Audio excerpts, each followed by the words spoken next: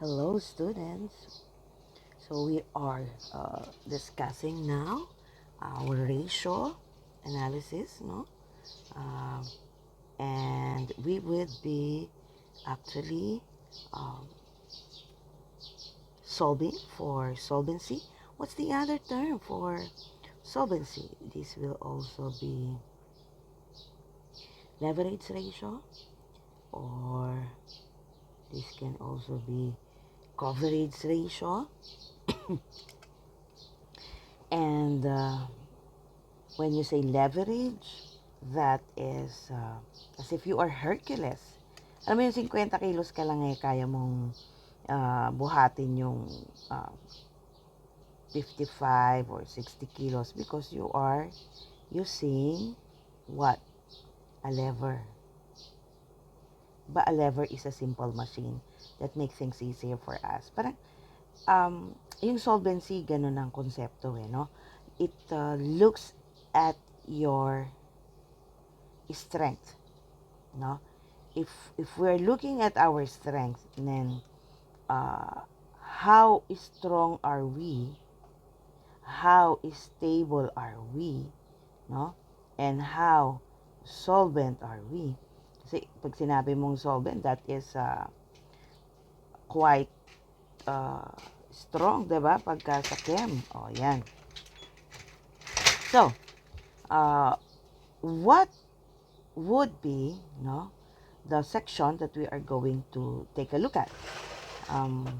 Kung, diba ito yung code natin sa ratio analysis. Yan. This one is profitability or performance. This one is solvency or the strength. Then this one would be activity or efficiency.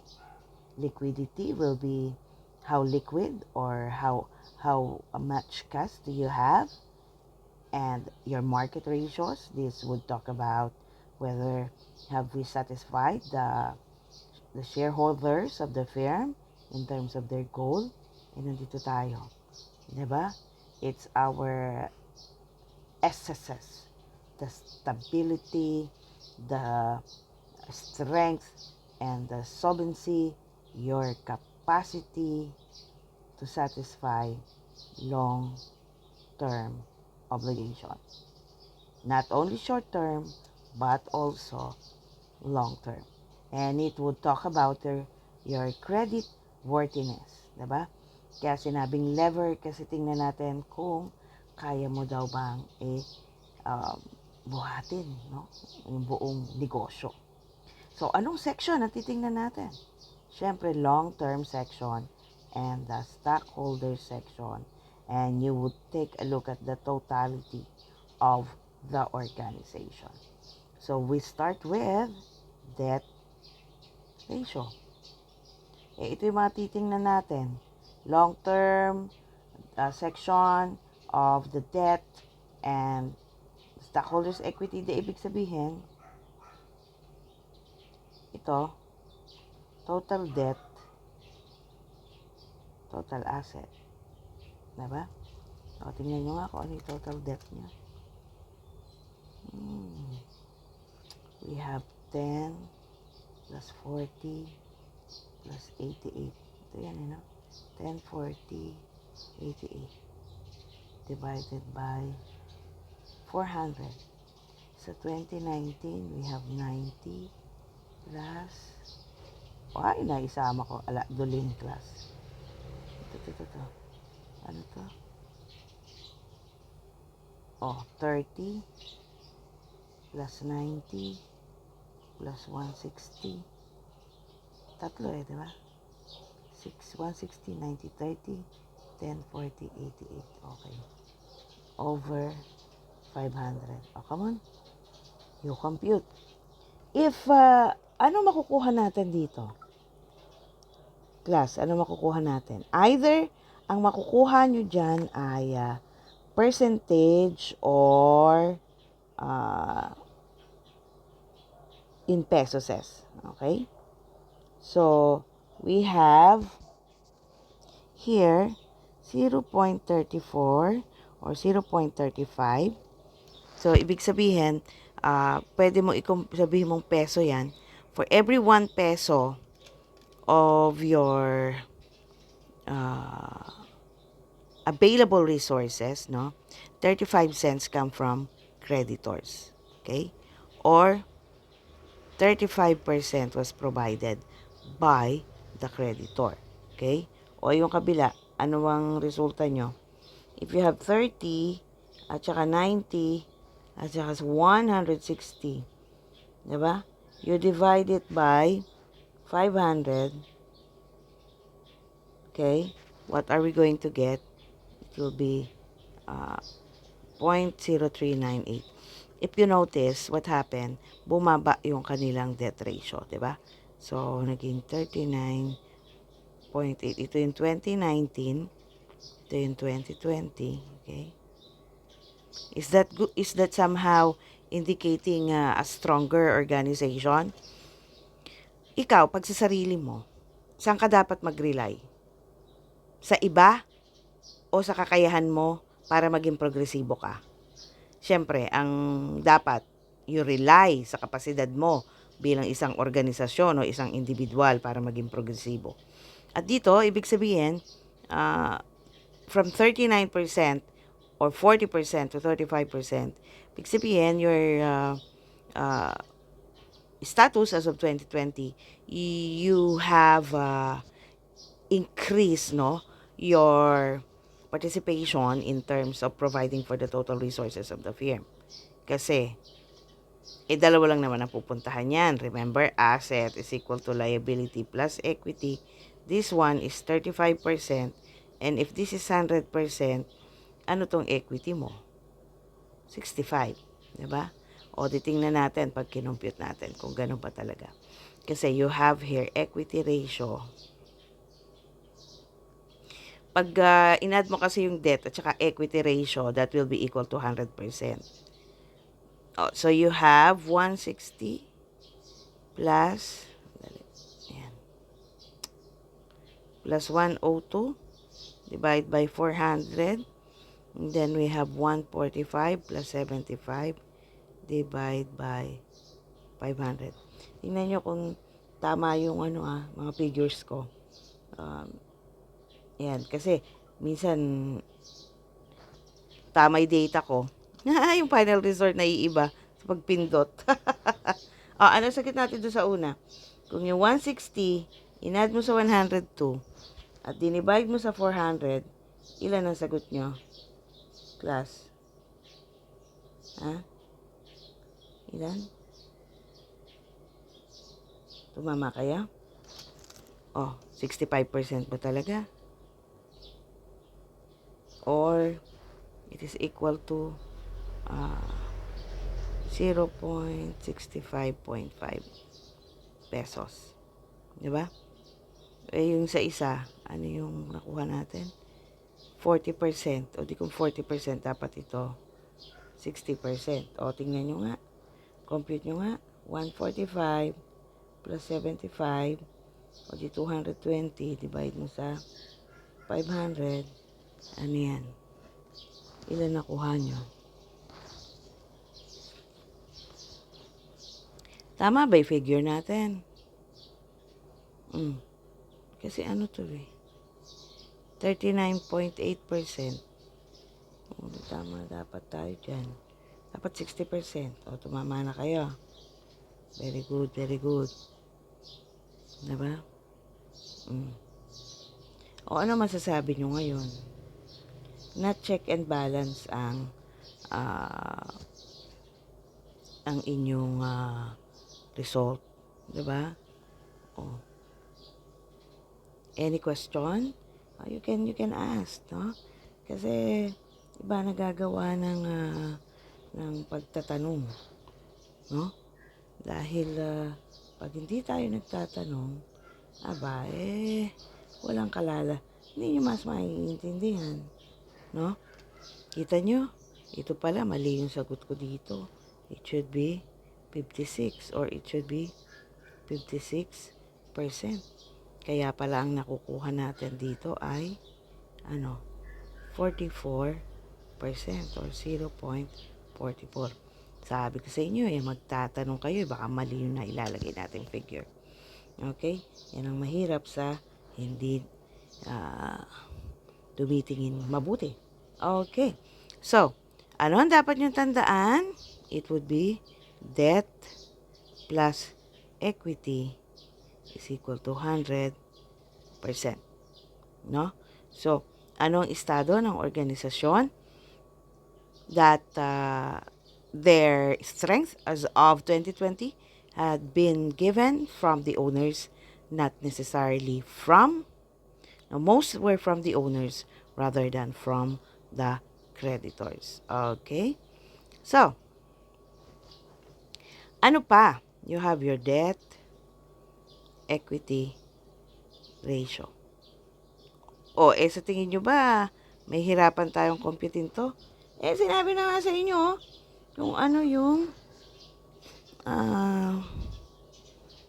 basis. The total debt will be 10 plus 40 plus 88 divided by 160 plus 102. The other one will be 30 plus 90 plus 160 divided by 145 plus 75. Anong makukuha nating result diyan? Anong tawag? Yung kanina, 'di ba? Ang tawag natin dun sa result ay peso or percentage, right? Anong gagawin natin?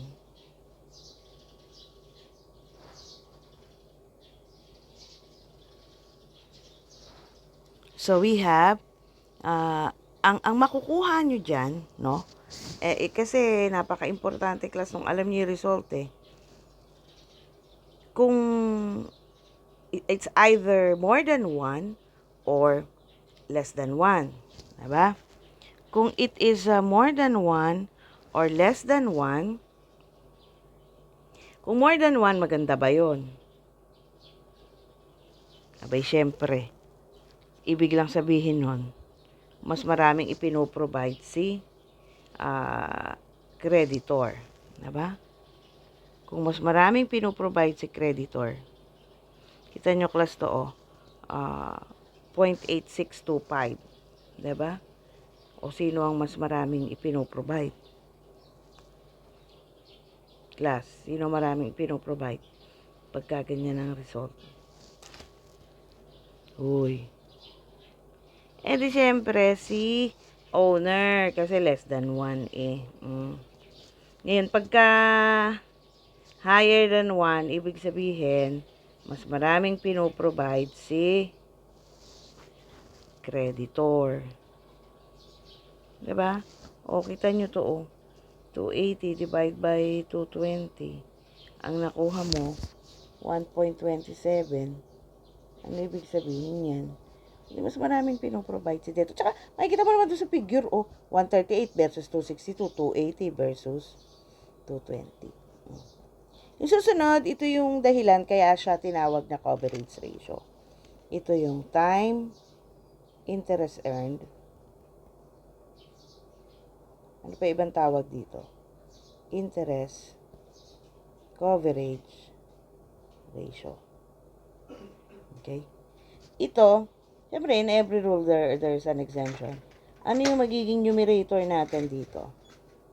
Earnings before interest and taxes divided by interest expense. Okay? Para saan to? Bakit interest expense ang gagamitin natin? Sinasabi kasi nito, kung may kapasidad ka ba galing sa operasyon na bayaran yung mga interest ng pangungutang mo. Kung yung debt ratio, equity ratio, debt equity ratio would tell us the riskiness, no? Or how high the risk that we're going to assume by investing with the organization as a shareholder, no? Pag time interest earned, sasabihin naman ito, kaya ba ng performance ng operation, no, na bayaran yung mga regular demand ng creditor. Alam niyo naman, marami na po foreclose na property. Yan. Tingnan natin. Ano yung earnings? By the way, EBIT, kailangan maging ano kayo dyan, kasi maging critical. Kasi iba yan sa operating income. Iba yan sa gross income. At iba yan sa net income. Okay? Because if you have the net income, dapat, iba nakabawas na dyan yung interest, nakabawas na dyan yung tax, i-add back mo yung interest at tax. Yun yung earnings before interest and taxes. Okay? Yan. So, let's see. Ano ang EBIT? O, tingnan natin. Ang expenses, administrative selling interest, and you have earnings before income taxes, you have net income. O, ang net income natin, 36,000. Income before taxes. So, add back mo yung 15,000 na tax. Add back mo yung interest na 12K. Diba? Yan. At ang interest expense natin ay 12K. O, compute na. Ilan ang sagot natin? 36 plus 15 plus 12, ilan yun? O, pagkatapos yung makuha yan, i-divide nyo ngayon sa 12. Ilan? 5.25 times. Ito yung time interest earned mo. Big sabihin, yung iyong kinikita ay sapat para pambayad ng interest. May kakayahan ka magbayad ng interest, no? Actually, meron din yung tinatawag na fixed charge coverage ratio. Ano ba ito? Pang ilan na natin to? Pang-apat, ano? Oh. May tinatawag din na ganun. Pwede mo siyang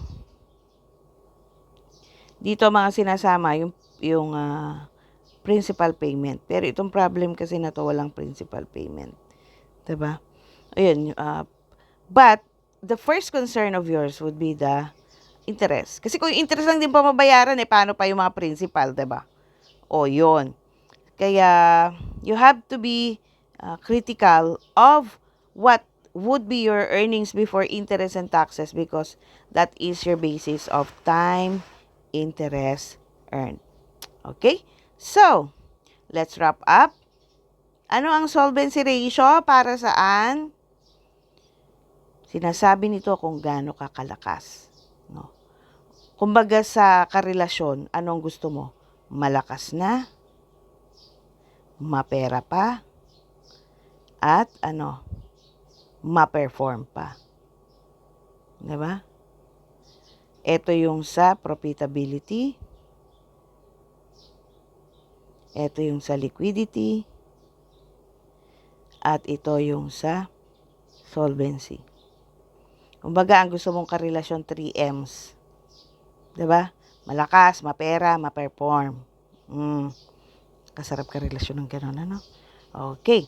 So, I hope you learned something. That solvency is your strength, your stability, and this would talk about sustainability, kung kaya mo bang tumagal, kasi nga malakas ka, no? So, always keep safe, and God bless.